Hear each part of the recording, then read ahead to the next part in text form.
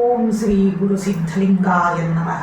ಆತ್ಮೀಯ ಸಮಸ್ತ power TV ವೀಕ್ಷಕ ಬಾಂಧವರಿಗೆಲ್ಲ ಮಹಾಗೌರಿ ದೇವಿಯ ಪರಮಾನುಗ್ರಹ ನಿಮ್ಮೆಲ್ಲರಿಗೂ ಪ್ರಾಪ್ತಿಯಾಗಲಿ ಅಂತಂದೇಳಿ ಹೇಳುತ್ತಾ, ಬನ್ನಿ ಮಹಾಗೌರಿ ಯಾರು, ಆ ಮಹಾಗೌರಿಯ ಆರಾಧನೆಯನ್ನು ನಾವು ಯಾವ ರೀತಿಯಿಂದ ಮಾಡಬೇಕು, ಯಾವ ವಸ್ತ್ರವನ್ನು ಧರಿಸಬೇಕು, ಯಾವ ಹೂವುಗಳಿಂದ ಅಮ್ಮನನ್ನು ಆರಾಧನೆಯನ್ನು ಮಾಡಿದರೆ ಅಮ್ಮ ತೃಪ್ತಿ ಆಗ್ತದೆ ಅನ್ನೋದನ್ನ ವಿಶೇಷವಾಗಿ ತಿಳಿದುಕೊಳ್ಳೋಣ. ಬನ್ನಿ, ಇಂದಿನ ದಿನ ನಾವು 7ನೇ ದಿನದಲ್ಲಿ ಕಾಲರಾತ್ರಿಯನ್ನು ಆಚರಣೆಯನ್ನು ಮಾಡಿ ಆ ಸಂಚಿಕೆಯಲ್ಲಿ ತಿಳಿಸಿದ್ದೇವೆ. ನಮ್ಮ ಎಲ್ಲ ದುರ್ಗುಣಗಳನ್ನು ಸಂಹಾರವನ್ನು ಮಾಡಿ ನಮ್ಮ ಆತ್ಮವನ್ನು, ನಮ್ಮ ಮನಸ್ಸನ್ನು ಶುಭ್ರಗೊಳಿಸಬೇಕು, ಪವಿತ್ರಾತ್ಮರಾಗಿ 8ನೇ ದಿನಕ್ಕೆ ಬಂದಿದ್ದೀವಿ. ಅಷ್ಟಮಿ ನೋಡಿ, ಅಷ್ಟಮಿಗೆ ಪ್ರಕೃತಿಯಲ್ಲೇ ಒಂದು ಮಹತ್ವವಿದೆ, ಅರ್ಧನಾರೀಶ್ವರ ತತ್ವ.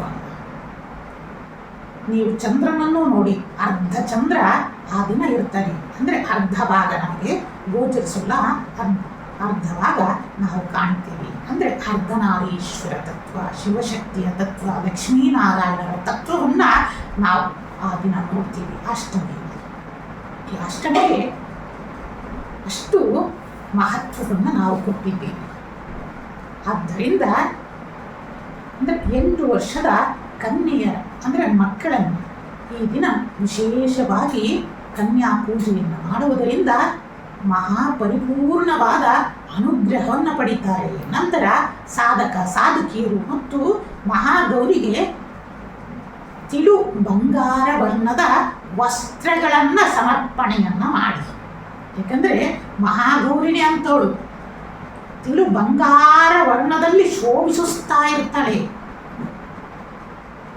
ಹೇಗೆ ಬಾಲ ಸೂರ್ಯ ಹುಟ್ಟುತ್ತಾ ಇರಬೇಕಾದ್ರೆ ಹೇಗೆ ಬಂಗಾರ ವರ್ಣದ ತಿಳು ಬಂಗಾರವನ್ನ ಹೊಂದಿರ್ತಾನಲ್ಲ, ಅದೇ ರೂಪದಲ್ಲಿ ಮಹಾಗೌರಿ ಇರ್ತಾಳೆ ಅಂತಂದು ನಮ್ಮ ಹಿಂದಿನ ಎಲ್ಲ ತಾಳಪತ್ರ ಗ್ರಂಥಗಳಲ್ಲಿ ಅಮ್ಮನ ವರ್ಣೆಯನ್ನು ತಿಳಿಸಿದ್ದಾರೆ.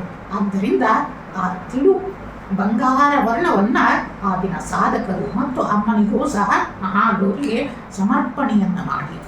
ಮಹಾಗೌರಿಯ ಯಾರಪ್ಪ ಅಂತಂದರೆ, ಎಂತಹ ಘೋರ ತಪಸ್ಸನ್ನು ಮಾಡಿ ಮಹಾ ದೃಢ ಸಂಕಲ್ಪವನ್ನು ಹೊಂದಿ ಶಂಭುವೇ ನನ್ನ ಪತಿಯಾಗಬೇಕು ಅಂತಂದು ಅಂತಹ ಸಂಕಲ್ಪವನ್ನು ಈಡೇರಿಸಿಕೊಂಡು ಅಂತಹ ತಪಸ್ಸನ್ನು ಪರಿಪೂರ್ಣವನ್ನು ಮಾಡಿದ್ಲು.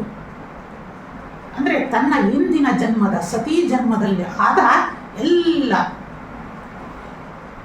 ಪ್ರಾರಬ್ಧಗಳನ್ನು ಸಹ ನೀಗಿಸಿಕೊಂಡು ಈ ಜನ್ಮದಲ್ಲಿ ಶುಭ್ರ ತಿಳಿ ಬಂಗಾರ ವರ್ಣದವಳಾಗಿ ಆ ಸಾಕ್ಷಾತ್ ಶಿವನನ್ನ ತನ್ನ ಪತಿಯನ್ನಾಗಿ ಉಳಿಸಿದಳು ಮತ್ತು ದೀರ್ಘ ಸುಮಂಗಲಿಯಾಗಿರುವಂತಹ ಸೌಭಾಗ್ಯದಾಗಿನಿಯಾದಳು. ಅಂತಹ ಮಹಾಮಾತೆಯನ್ನ ಮಹಾಗೌರಿ ಅಂತಂದೇಳಿ ಸಕಲ ಸುಮಂಗಲಿಯರೆಲ್ಲ ಆಚರಿಸ್ತಾರೆ. ಯಾರು ಈ ಮಹಾಗೌರಿಯನ್ನು ಆರಾಧನೆಯನ್ನು ಮಾಡ್ತಾರೋ ಅವರಿಗೆ ಮಾಂಗಲಿಕ ದೋಷ ಮತ್ತು ಮಾಂಗಲ್ಯ ದೋಷ ಮತ್ತು ದ್ವಿಕಳತ್ರ ದೋಷಾದಿಗಳು, ಇಂತಹ ದೋಷಗಳೆಲ್ಲ ನಿವಾರಣೆಯಾಗಿ ಅವರು ಜೀವನ ಸಂಪೂರ್ಣ ದೀರ್ಘ ಸುಮಂಗಲತ್ವವನ್ನು ಪಡಿತಾ ಹೋಗ್ತಾರೆ ವೀಕ್ಷಕರೇ. ಆದ್ದರಿಂದ ಈ ದಿನ ಅಮ್ಮನಿಗೆ ಅರಿಶಿಣದಿಂದ ಅರ್ಚನೆಯನ್ನ ಮಾಡಿ, ಮಹಾಗೌರಿಯ ಅಷ್ಟೋತ್ತರ ಶತನಾಮಾವಳಿಗಳನ್ನು ಅರಿಶಿಣದಿಂದ ಅರ್ಚನೆಯನ್ನ ಮಾಡಿ, ಆ ಅರಿಶಿಣದಿಂದ ಮೈಯೆಲ್ಲ ಧಾರಣೆಯನ್ನ ಮಾಡಿ ಆ ದಿನ ಸಂಜೆ ಸಾಧಕ ಸಾಧಕಿಯರು ಸ್ನಾನವನ್ನು ಮಾಡುವುದರಿಂದ ಮಹಾಗೌರಿಯ ವಿಶೇಷವಾದ ಶಕ್ತಿಯನ್ನು ನೀವು ಪಡಿತಾ ಹೋಗ್ತೀರಾ. ಮತ್ತೆ ಯಾರಿಗೆ ಸತಿಪತಿಗಳ ನಡುವೆ ಅನೇಕ ಕಲಹಗಳು ಇರುತ್ತವೆ, ಆ ಕಲಹಗಳೆಲ್ಲ ದೂರವಾಗಿ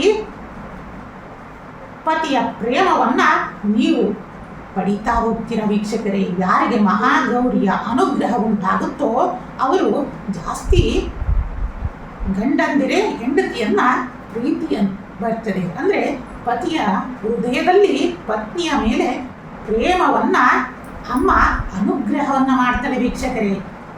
ಆದಷ್ಟು ತಿಳಿಸಿದ ಹಾಗೆ ಯಾರಿಗೆ ಈ ಸಮಸ್ಯೆಗಳು ಉಂಟಾಗಿದೆ ಅವರೆಲ್ಲರೂ ಸಹ ಈ ದಿನ ಅರಿಶಿಣದಲ್ಲಿ ಅಮ್ಮನಿಗೆ ಅರ್ಚನೆಯನ್ನು ಮಾಡಿ ಮತ್ತು ಸಂಜೆ ಅದೇ ಅರಿಶಿಣವನ್ನು ಧಾರಣೆಯನ್ನು ಮಾಡಿ ಸ್ನಾನವನ್ನು ಮಾಡಿ.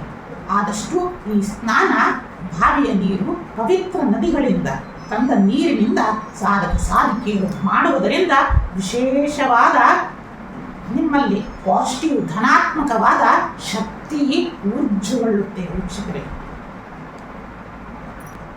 ಅಮ್ಮನಿಗೆ 16 ತುಪ್ಪದ ಬತ್ತಿಗಳಿಂದ ಆರತಿಯನ್ನು ಸಂಜೆ ಹೊತ್ತು ಮಾಡಿ, ನಂತರ ಅಮ್ಮನಿಗೆ ಅಕ್ಕಿ ಪಾಯಸ, ಬೆಲ್ಲದ ಅನ್ನ, ಚಕ್ಕುಲಿಗಳನ್ನು ನೈವೇದ್ಯವನ್ನಾಗಿ ಮಾಡಿ, ಸಾಧ್ಯವಾದಷ್ಟು ಆ ದಿನ 8 ವರ್ಷದ ಮಕ್ಕಳನ್ನು, ಕನ್ಯೆಯರನ್ಗೆ ಪಾದಪೂಜೆಯನ್ನು ಮಾಡಿ ಅವರ ಅನುಗ್ರಹವನ್ನು ತೆಗೆದುಕೊಳ್ಳುವುದರಿಂದ ದಾಂಪತ್ಯ ಕಲಹಗಳು, ಯಾರಿಗೆ ಡೈವರ್ಸಿನ ಚಿಂತೆಗಳು, ಡೈವರ್ಸಿನವರೆಗೂ ಹೋಗಿರುತ್ತೋ ಅಂತಹ ದೋಷಗಳೆಲ್ಲ ಖಂಡಿತ ಪರಿಹಾರವಾಗ್ತಾ ಬರುತ್ತೆ ವೀಕ್ಷಕರೇ. ಈಗ ನಾವು ಏನನ್ನ ತಿಳಿಸಿದೀವಿ ಇದನ್ನೆಲ್ಲ ಆಚರಣೆಯನ್ನು ಮಾಡ್ತಾ ಬನ್ನಿ. ಮತ್ತು ತುಂಬೆ ಹೂವನ್ನು ಸಹ ಅಮ್ಮನ ಆರಾಧನೆಯಲ್ಲಿ ಬಳಸಿ ಮತ್ತು ಸೇವಂತಿಗೆ ಹೂವು ಮತ್ತು ಸಂಪಿಗೆ ಹೂವನ್ನು ಈ ಆರಾಧನೆಯಲ್ಲಿ ಬಳಸುವುದರಿಂದ ಪರಿಪೂರ್ಣವಾದ ಮಹಾಗೌರಿಯ ಅನುಗ್ರಹ ನಿಮ್ಮ ಮೇಲೆ ಉಂಟಾಗ್ತಾ ಹೋಗುತ್ತೆ. ಈ ದಿನ ಎಲ್ಲರೂ ಸಹ ಸರ್ವಮಂಗಳ ಮಾಂಗಲ್ಯೇ ಶಿವೇ ಸರ್ವಾರ್ಥ ಸಾಧಕೆ ಶರಣ್ಯೆ ತ್ರ್ಯಂಬಕೆ ಗೌರಿ ನಾರಾಯಣಿ ನಮೋಸ್ತುತೆ. ಓಂ ಐಂ ಮಹಾಗೌರ್ಯೈ ನಮಃ. ಓಂ ಐಂ ಮಹಾಗೌರ್ಯೈ ನಮಃ. ಈ ಮಹಾಮಂತ್ರವನ್ನು ಪ್ರಾತಃ ಕಾಲದಲ್ಲಿ ಜಪವನ್ನು ಮಾಡಿ ಮತ್ತು ಅರಿಶಿಣದಿಂದ ಸ್ನಾನ ಆದ ನಂತರ ಸಂಧ್ಯಾ ಕಾಲದಲ್ಲಿ ಓಂ ರೀಂ ಶಿವದುರ್ಗಾಯೇ ನಮಃ, ಓಂ ರೀಂ ಶಿವದುರ್ಗಾಯೇ ನಮಃ ಈ ಮಹಾಮಂತ್ರವನ್ನು ಪ್ರಾರ್ಥನೆಯನ್ನು ಮಾಡುವುದರಿಂದ ಮತ್ತು ಜಪಿಸುವುದರಿಂದ ಸತಿಪತಿಗಳ ಕಲಹಗಳು ದೂರವಾಗ್ತಾ ಹೋಗುತ್ತೆ. ಮತ್ತು ಯಾರಿಗೆ ವಿವಾಹ ವಿಚ್ಛೇದನಗಳು, ಕೋರ್ಟ್ವರೆಗೂ ಡೈವರ್ಸಿಂಗ್ ಹೋಗ್ತಾ ಇದೆ ಅಂತಂದವರು ಸಹ ಈ ಮಹಾಗೌರಿಯ ಪೂಜೆಯನ್ನು ಮಾಡುವುದರಿಂದ ಆ ದೋಷಗಳು ನಿವಾರಣೆ ಆಗ್ತಾ ಹೋಗುತ್ತೆ.